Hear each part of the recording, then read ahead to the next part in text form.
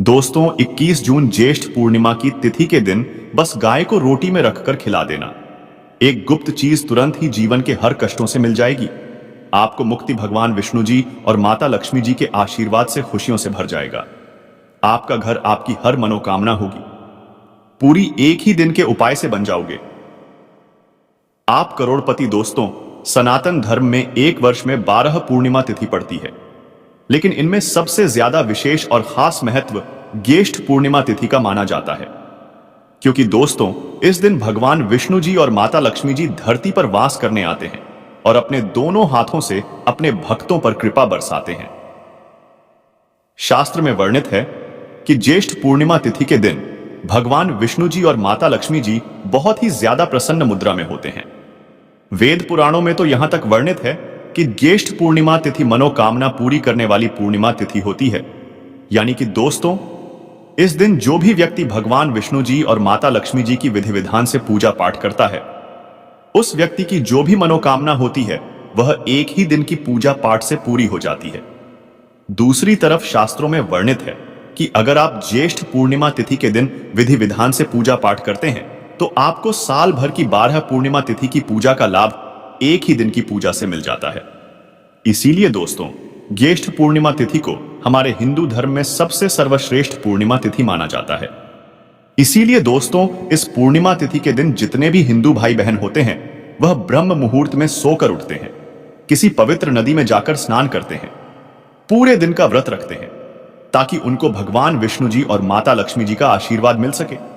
लेकिन दोस्तों अगर किसी कारणवश इस पूर्णिमा तिथि के दिन आप ब्रह्म मुहूर्त में सोकर नहीं उठ सकते हैं, किसी पवित्र नदी में जाकर स्नान नहीं कर सकते हैं, पूरे दिन का व्रत नहीं रख सकते हैं, लेकिन इस दिन अगर आप विधि विधान से सिर्फ गाय को रोटी में कुछ चीजों को रख करके खिला देते हैं, जिसकी सारी जानकारी आज की इस वीडियो में हम आपको देने जा रहे हैं, तो सिर्फ इतना उपाय करने भर से तुरंत ही आपको भगवान विष्णु जी और माता लक्ष्मी जी का आशीर्वाद और वरदान एक साथ प्राप्त हो जाएगा और आपकी कोई भी मनोकामना हो। मान लीजिए आप लंबे समय से नौकरी की तैयारी कर रहे थे, आपकी नौकरी लग जाएगी, आपका बंद पड़ा व्यापार चल पड़ेगा, आपके जीवन में धन आना शुरू हो जाएगा, आपके जीवन में धन आने के रास्ते खुल जाएंगे। भगवान विष्णु जी और माता लक्ष्मी जी के आशीर्वाद से आपके घर की बरकत होगी, आपके घर की उन्नति होगी, आपका भाग्य प्रबल हो जाएगा। करियर कारोबार में आपको सफलता देखने को मिलेगी। अचानक से आपका बैंक बैलेंस बढ़ने लग जाएगा और आने वाला समय आपका बहुत ही कल्याणकारी होगा, बहुत ही सौभाग्यशाली होगा। एकादशी के दिन चुपचाप गाय को खिला दें। यह एक छोटी सी चीज, रोडपति भी होंगे, करोड़पति मिलेंगे। सभी संकट और कष्टों से मुक्ति, मृत्यु दंड पितृदोष तुरंत होगा खत्म। पूरे साल आपके भरे रहेंगे। अन्न धन के भंडार यूं कहें कि आपकी 7 पुश्तें तक करेंगे। रुपयों पैसों पर राज। दोस्तों 7 पीढ़ियों तक बैंक बैलेंस बढ़ता चला जाएगा। सभी दुख दर्द संकट कष्ट है वह दूर होंगे और सभी सुख आपके कदमों में आ जाएंगे। सभी सुख आपके कदम चूमेगी। यदि आप ये एक छोटी और खास चीज चुपचाप गाय को खिला देते हैं तो तत्काल गरीबी आपके जीवन से खत्म हो जाएगी। यूं कहे व्यक्ति रंक से राजा बन जाता है और 33 कोटि देवी देवताओं को धारण करने वाली गौ माता की भी कृपा व्यक्ति पर आजीवन बरसती है। व्यक्ति के घर में कभी भी धन वस्त्र कमी नहीं होती है। धन के भंडार व्यक्ति के घर में भरे रहते हैं। व्यक्ति के जीवन से काल गरीबी खत्म हो जाती है। तो दोस्तों कौन कौन से वे गाय से जुड़े खास और महत्वपूर्ण उपाय हैं जिन्हें यदि आप एकादशी के दिन कर लेते हैं तो दोस्तों यकीन मानिए आपके घर में अन्न धन के भंडार सदैव भरे रहेंगे। जो भी जीवन के दुख दर्द संकटग्रस्त है वह सभी दूर हो जाएं। इस वीडियो में हम आपको उसी खास और महत्वपूर्ण चीज के बारे में बताएंगे। क्योंकि आपको एकादशी के दिन गाय को जरूर खिलानी है, तो दोस्तों फायदे के लिए पूरा वीडियो देखना। यदि आज की इस वीडियो को आपने बीच बीच में से देखा, काट काट कर देखा, तो यकीन मानिए जीवन में आपको कभी सफलता हासिल भी नहीं होगी। क्योंकि इस वीडियो में आपको कुछ ऐसे उपाय गाय से जुड़े बताने वाले हैं जिन्हें करने से आपके जीवन के जो भी दुख दर्द संकट है या कामयाबी होने में कोई बाधाएं आ रही, सभी से छुटकारा मिलने वाला है। यूं कहें कि आपके जीवन में अपार धन सुख संपत्ति की प्राप्ति हो जाएगी। कभी भी धन से संबंधित परेशानी नहीं रहेगी। आर्थिक स्थिति आपकी प्रबल हो जाएगी। धन प्राप्ति के योग बन जाएंगे और जीवन में सदैव अनंत धन के भंडार आपके घर में भरे रहेंगे। अनंत धन वस्त्र कभी कमी नहीं होगी। आपके घर में तो दोस्तों आज का वीडियो पूरा देखकर जाना। यदि आप चाहते हैं आप और आपके परिवार पर सदैव गौ माता की कृपा से, आपके पितरों की कृपा से, देवी देवताओं की कृपा से, तो दोस्तों वीडियो को देखकर जाना बहुत ही फायदेमंद वीडियो है। पूरे 50 सालों के बाद ऐसे दुर्लभ संयोग है तो पूरा वीडियो देखकर जाना।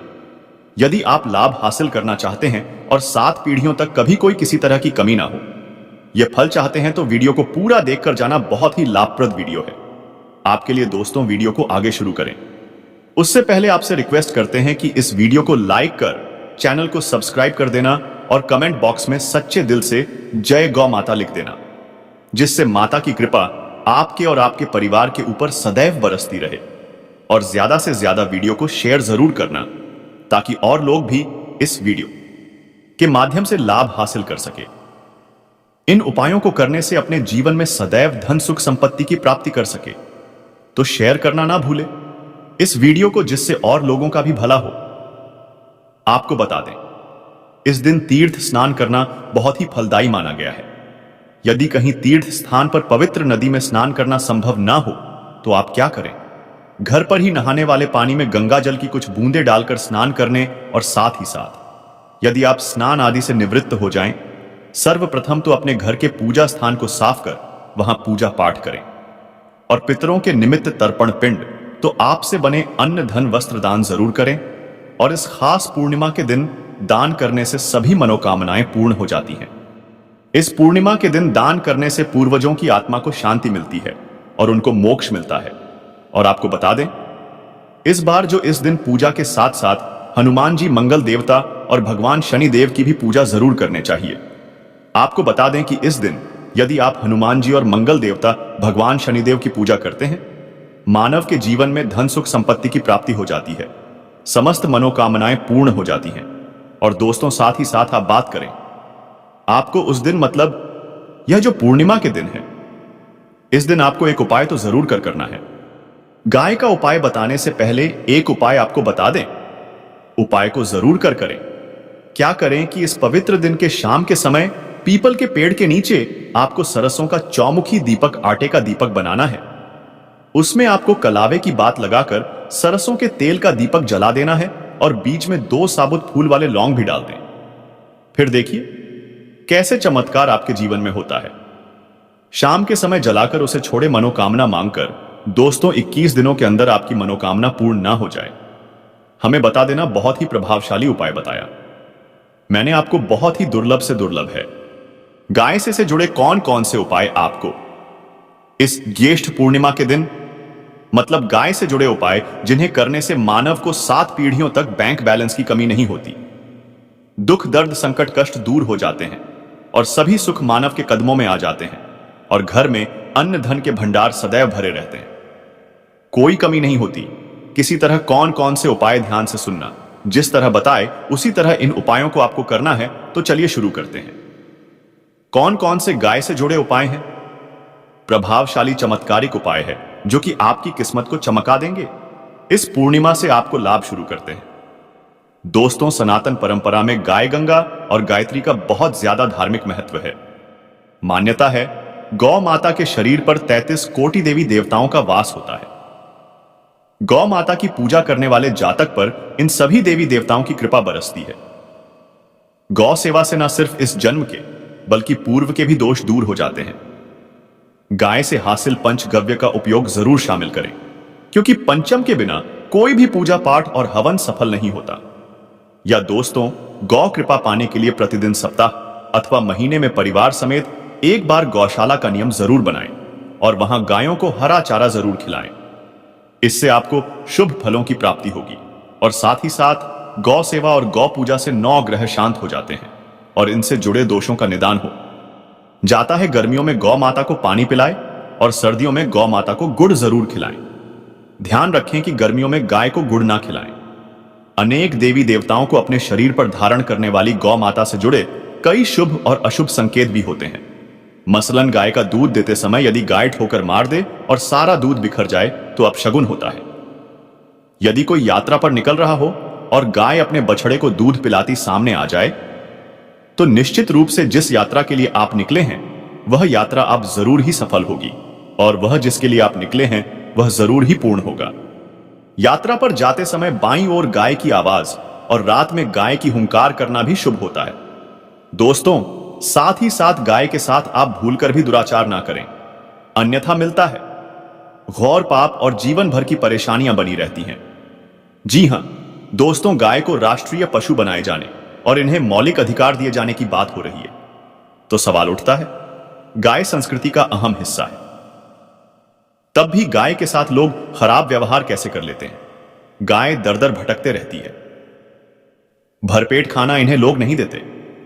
गाय जब तक दूध देती रहती है तो उनकी सेवा होती है, और जैसे ही दूध देना बंद कर देती है तो लोग इन्हें उनकी किस्मत पर छोड़ देते हैं सड़कों पर और गलियों में भटकने के लिए। ऐसे में कोई जीवों को डंडे मारता है तो कोई कोई पानी डाल देता है, कभी वाहनों की चपेट में आ जाती है तो कभी बीमार होकर बेचारी यह गाय दम तोड़ देती है। ऐसे में जरूरत है इन बातों को जानने की शास्त्रों में क्या कहा गया है, गाय के साथ आपको कैसा व्यवहार करना चाहिए। दोस्तों, गाय को कभी भी मारना पिटना नहीं चाहिए। शास्त्रों में गाय को माता का दर्जा दिया गया है। गाय को मारने वाला माता को मारने पीटने वाले के समान पाप का भाग्य समझा जाता है। नरक लोक में वर्षों तक कष्ट भोगना पड़ता है। अगले जन्म पशु योनि में मिलता है। कथा है कि गौतम मुनि ने गलती से गाय को डंडा मार दिया था। इससे गाय की मृत्यु हो गई थी और इस पाप से मुक्ति के इन्हें वर्षों तक तपस्या करनी पड़ी। दोस्तों, साथ ही साथ पानी पी रही गाय को मारते हैं। वे घोर पाप के भागी बनकर नरक भोगते हैं, ऐसा पुराणों में बताया गया है। जबकि जो लोग गाय के लिए प्याऊचार बनवाते हैं वह भाग्यवान होते हैं। ऐसे लोग घोर पाप से मुक्त होकर स्वर्ग जाते हैं और बड़े ही धनवान कुल में जन्म लेकर सुख भोगते हैं। और साथ ही साथ आराम कर रही गाय को कष्ट देकर कभी भी उठाना नहीं चाहिए। कहते हैं कि जिस स्थान पर गाय बैठी है वहां से नकारात्मक ऊर्जा खत्म हो जाती है। गाय के बैठने की जगह को जो लोग नियमित साफ रखते हैं वह जन्म में किए गए जाने अनजाने में पाप मुक्ति हो जाती है और गोलोक में स्थान पाते हैं।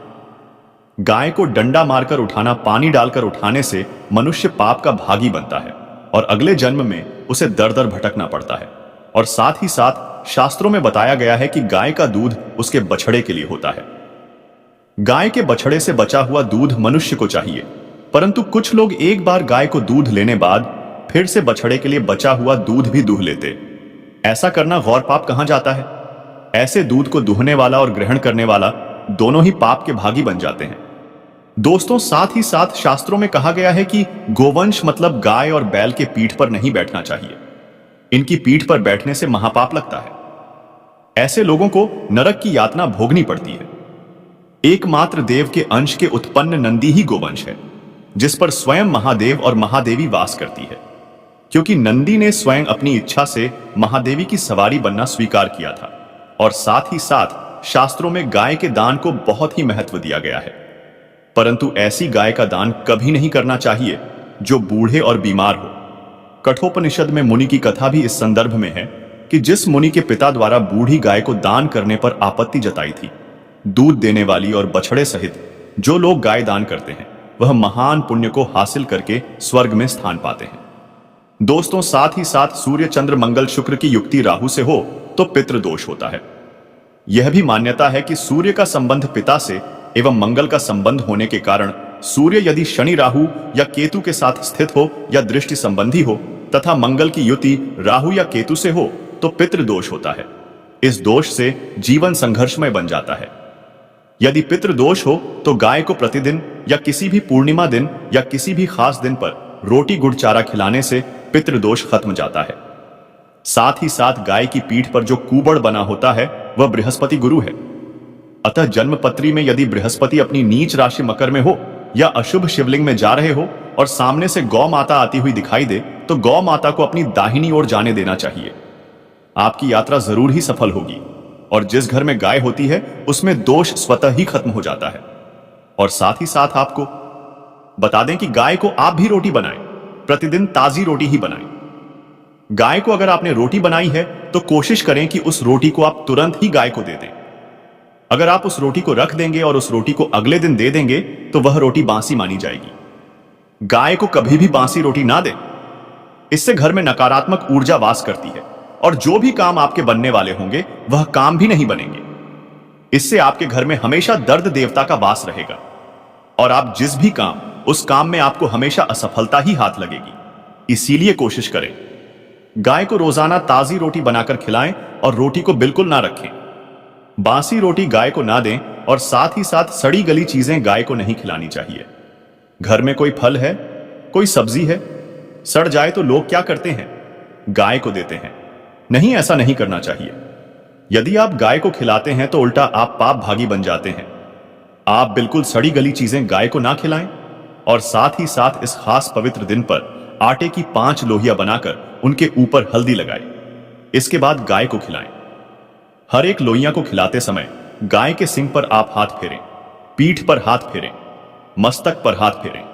माता गाय की अब चरणों का स्पर्श करें। दोस्तों, ऐसा करने से आपके समस्त काम बनने लगेंगे। जो दुख का समय चल रहा है वह भी खत्म होगा। आपके जीवन में खुशियां ही खुशियां होंगी और एक बार पूर्णिमा पर आप 11 बार गाय की परिक्रमा भी कर लें तो आपके समस्त काम होंगे। और पूर्णिमा पर साथ ही आप गाय को जब भी रोटी दे, रोटी पर या तो आप थोड़ी हल्दी लगा लें या थोड़ा गुड़ रख लें। अगर गुड़ ना हो तो आप थोड़ा भी रख सकते हैं। दोस्तों, गाय को कभी भी सूखी रोटी ना खिलाएं।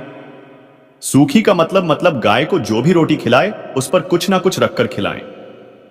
हल्दी ले, गुड़ रख ले, मिश्री, घी या जो भी रख ले, मतलब खाली नहीं खिलानी है। इतना करने मात्र से आपके जीवन के सभी दुख दर्द खत्म हो जाते हैं और आपके जीवन में सुख, समृद्धि, धन, दौलत, ऐश्वर्य की आपको प्राप्ति होती है। आप पर देवी देवताओं का आशीर्वाद बना रहता है।